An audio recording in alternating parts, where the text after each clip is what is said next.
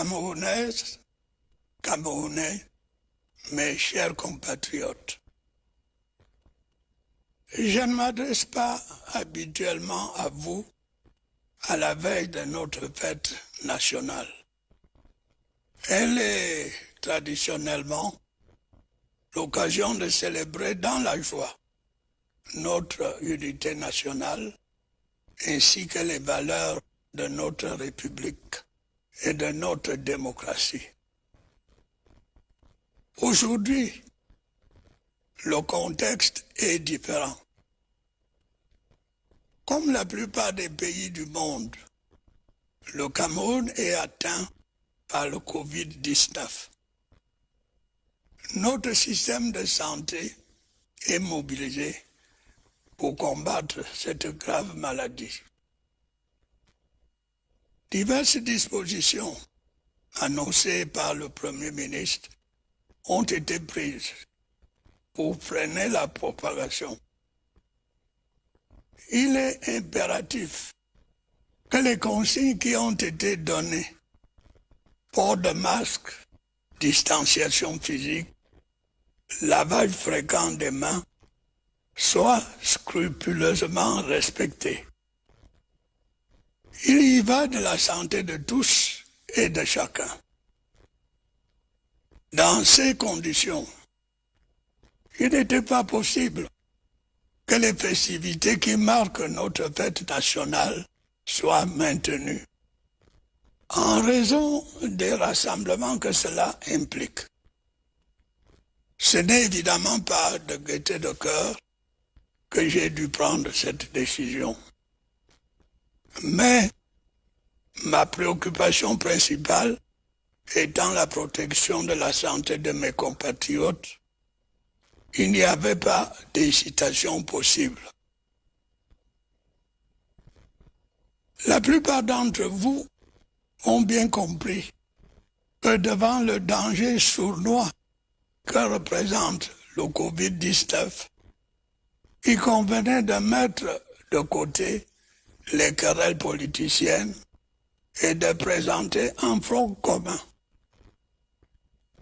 Certains dirigeants politiques, à croire les fausses informations véhiculées par les réseaux sociaux notamment. Le défi est certes grand, mais nous sommes capables de le relever ensemble, comme nous l'avons fait en de nombreuses autres circonstances. Je veux aussi que vous sachiez que le gouvernement, sous mon impulsion, fait le maximum possible pour nous sortir de cette grave crise sanitaire. Comme je l'ai dit, les mesures de protection ont d'ores et déjà été prises pour contrer la propagation du Covid-19 sur notre territoire. Malgré cela, le nombre de personnes infectées augmente de jour en jour, apportant la preuve que la lutte contre cette pandémie est complexe et difficile. J'invite donc chacun de vous à s'y impliquer personnellement. Il est essentiel que les mesures qui ont été indiquées soient absolument respectées par chacun de nous. C'est une des conditions de la victoire que nous voulons tous remporter contre ce virus.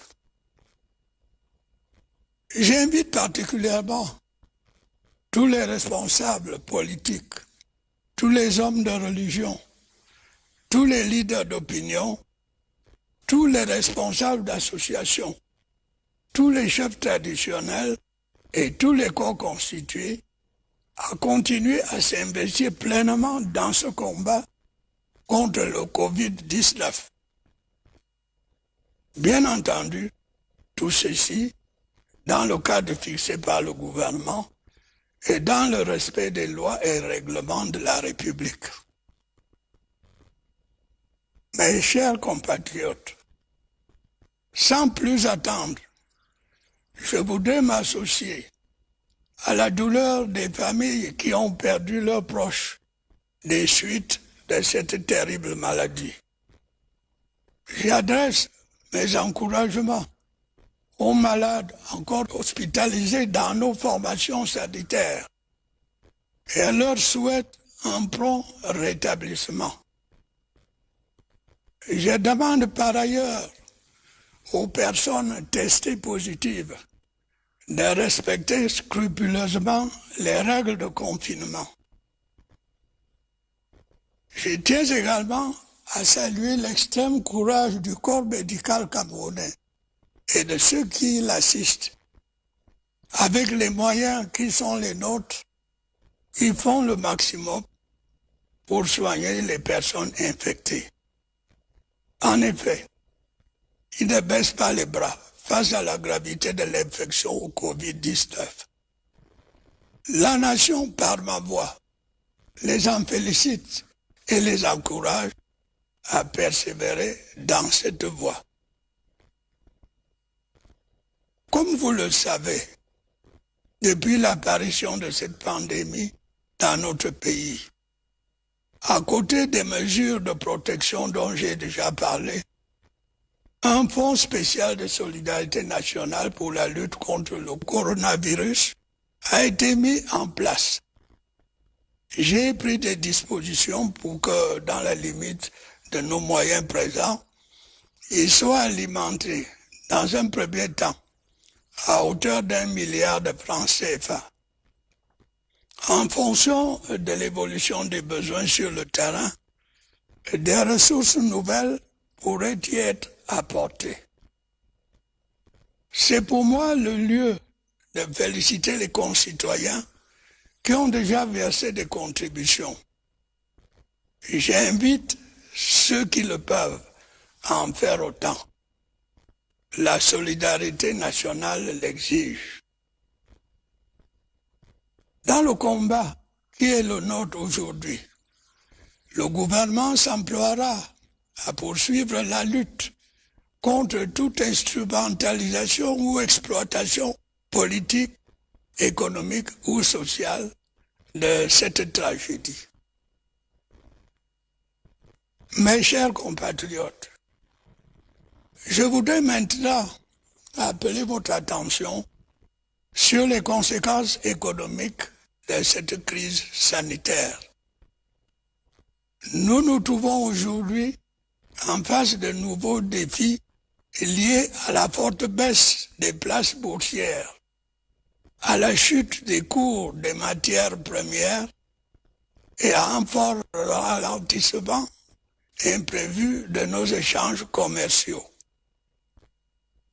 La pandémie du coronavirus a donc un impact négatif sur l'économie mondiale ainsi que sur la nôtre. Il nous faudra bien sûr retrouver plus tard le chemin de la croissance tout en veillant à ce que pendant cette période d'incertitude et de difficulté, les emplois soient préservés dans la mesure du possible. J'invite le gouvernement à continuer à se mobiliser comme il l'a fait depuis le début de cette crise sanitaire. Dans un contexte social inédit, il devra en particulier se montrer ingénieux et inventif pour maintenir nos équilibres financiers, contenir le taux d'inflation, assurer la continuité du service public, notamment dans le secteur éducatif, et réguler l'activité économique de manière à sauvegarder la stabilité et la paix sociale. Sur le plan sanitaire, malgré la progression des cas détectés positifs au coronavirus, la situation reste maîtrisable. Nous n'épargnerons donc aucun effort pour limiter la propagation du virus et réduire le taux de mortalité induit par cette pandémie. La crise sanitaire mondiale due au coronavirus va sans doute provoquer un tournant dans le fonctionnement de notre société. Elle exige dès à présent de poursuivre le renforcement de nos structures sanitaires, de densifier notre offre de soins et surtout de remettre à jour certains de nos projets et programmes de développement. D'autre part, devant l'épreuve, notre système de santé devra se montrer encore plus efficace. Les autres pathologies qui affectent tout autant les Camerounais ne doivent pas être négligées. Il doit en être de même du programme habituel de vaccination. C'est pourquoi des centres spécialisés de prise en charge des malades du Covid-19 ont été aménagés à Yaoundé et à Douala. D'autres sont en voie de l'être dans les chefs-lieux de région et de département. Mes chers compatriotes, avant de conclure, j'estime nécessaire de revenir quelques instants sur les mesures de protection mises en œuvre pour enrayer la propagation du coronavirus. La plupart sont déjà appliquées et contribuent certainement à ralentir la diffusion de la pandémie. Mais, en considération de l'évolution de la situation sanitaire et des effets du Covid-19 sur notre vie économique et sociale, un certain réajustement devenait indispensable.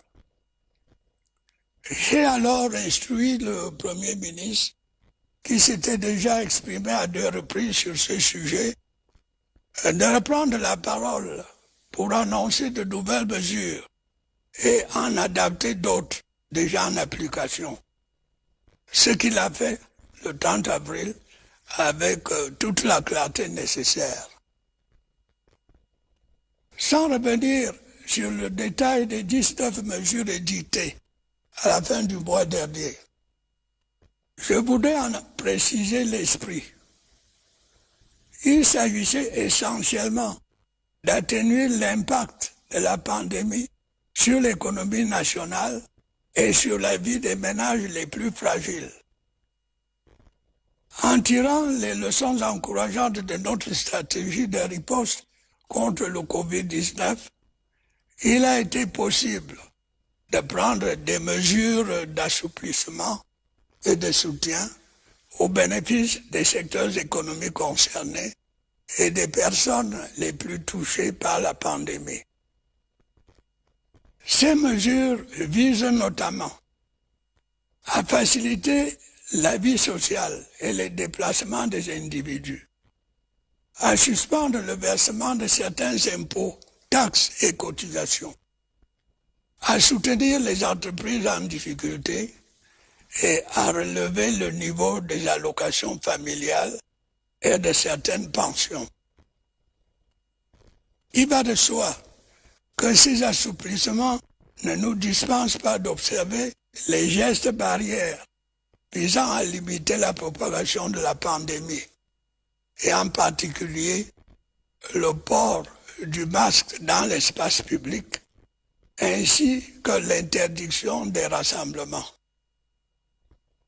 Je demande donc aux Camerounaises et aux Camerounais de faire confiance au pouvoir public.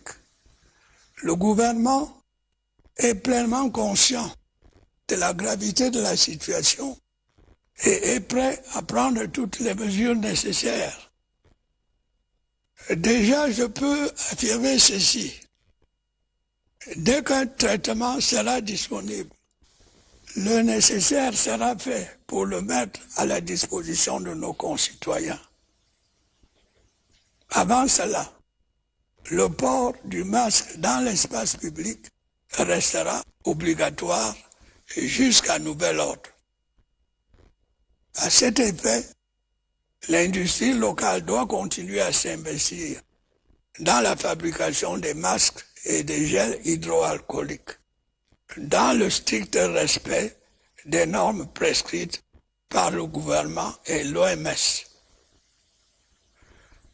Je sais pouvoir compter, une fois de plus, sur votre patriotisme, votre sens des responsabilités et votre courage pour qu'ensemble, nous parvenions à vaincre ce fléau qui touche la planète entière. Dans ce cadre, évitons de stigmatiser ceux qui sont atteints par la maladie. Chacun doit se sentir concerné et apporter sa contribution au combat contre la propagation de ce virus. N'oublions pas que la négligence d'une seule personne peut nuire gravement à l'ensemble de la communauté. Ne baissons donc pas la garde. Camerounaises, Camerounais, mes chers compatriotes, vous l'aurez compris, il nous faudra beaucoup d'efforts pour mener la lutte contre le Covid-19, qui peut devenir une menace à la stabilité de nos États. Dans cette période difficile, nous devons rester un peuple uni, solidaire et discipliné.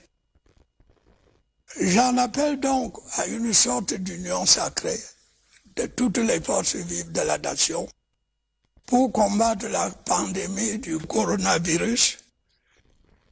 Je salue à ce propos une nouvelle fois l'attitude de la quasi-totalité des dirigeants politiques et des autorités religieuses qui ont accepté de se joindre à ce combat national. J'encourage également tous les efforts visant à mettre au point un traitement endogène du Covid-19. Consacrons toutes nos énergies à la lutte contre cet ennemi commun. Vive la République, vive le Cameroun.